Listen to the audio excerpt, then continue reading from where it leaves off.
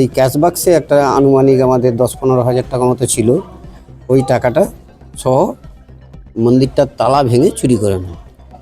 ব্রাহ্মণ ঠাকুর আসার পর রাতের অন্ধকারে মন্দিরের তালা ভেঙে দুঃসাহসিক চুরির ঘটনায় চাঞ্চল্য ছড়ালো পশ্চিম মেদিনীপুর জেলার সবং থানার ভেমুয়ার নীলট গ্রামে।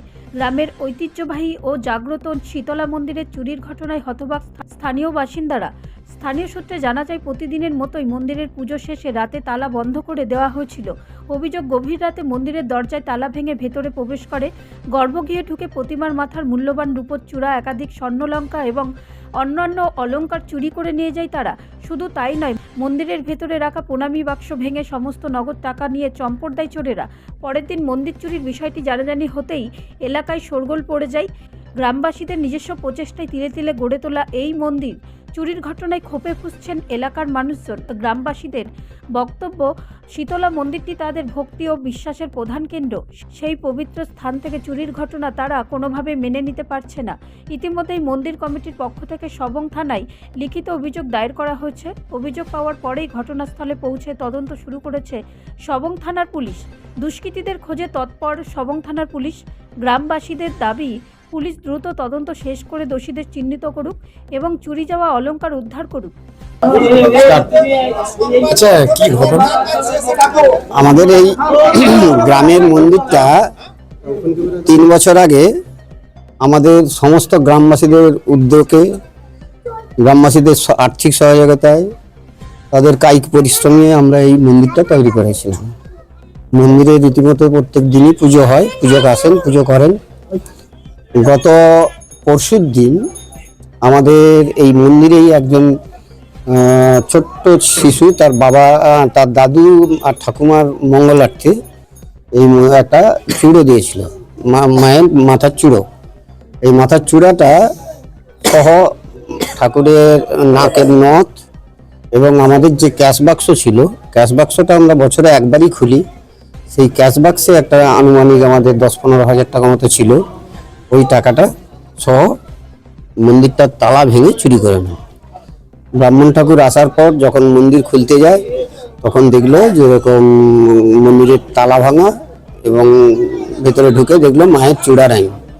এই জন্য আমরা তৎক্ষণাৎ আমরা প্রশাসনকেও জানাই, থানায় আমরা কমপ্লেনও করেছি এবং থানার থেকে যে তদন্তটা করছে, আমরা সেই তদন্তের পর ভরসাও রেখেছি যাতে আমাদের চূড়াটা আবার মন্দিরের অলংকারগুলো যাতে আবার পুনরুদ্ধার করা যায়। কত টাকার?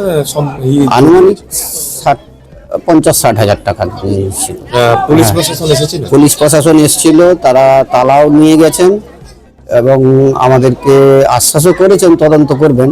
তো আমরা এইভাবে ভরসাও রেখেছি যাতে তদন্তের মাধ্যমে আমাদের এই পুনরুদ্ধার করতে পারি এই জিনিসগুলোকে, মন্দিরের যাতে আবার পুনরায় পূজা পার্বণ চালাতে পারি তার ব্যবস্থা করলাম। মন্দির কোথায় অবস্থিত? এটা হচ্ছে নীলট গ্রামের শীতলা মায়ের মন্দির, সবং থানার ভেমুয়া 10 নম্বর অঞ্চলের অন্তর্গত শীতলা মায়ের, নীলট শীতলা মায়ের মন্দির। এই মন্দিরটাই আমাদের এই পাশাপাশি অনেক মন্দিরই রয়েছে, কিন্তু আমাদের গ্রামে কোনো মন্দির ছিল না বলে আমাদের গ্রামবাসীদের সম্পূর্ণ সহযোগিতা, উদ্যোগ, তাদের কায়িক পরিশ্রম, তাদের আর্থিক সাহায্যের মাধ্যমে আমরা এই মন্দিরটা তৈরি করেছি। কি নাম আপনার? আমার নাম যোগেশ চন্দ্র বসু, এই গ্রামেরই বাসিন্দা।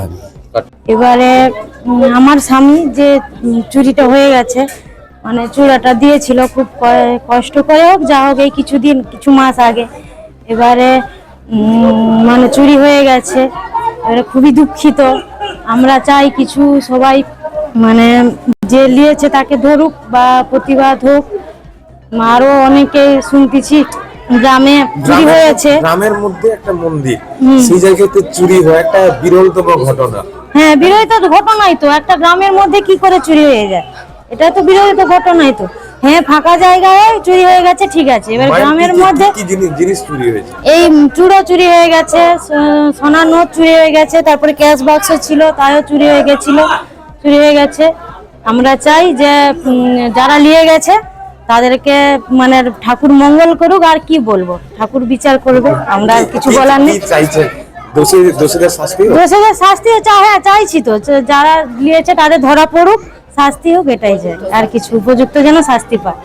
আর ঠাকুর যেন তাদের মানে উপযুক্ত শাস্তি দিয়ে দেয়। কি নাম? ঠাকুরের যিনি দিয়েছে তো কি নাম? সুপ্রিয়া জানা। নমস্কার। ব্যুরো রিপোর্ট, রাষ্ট্রীয় প্রসার বাংলা।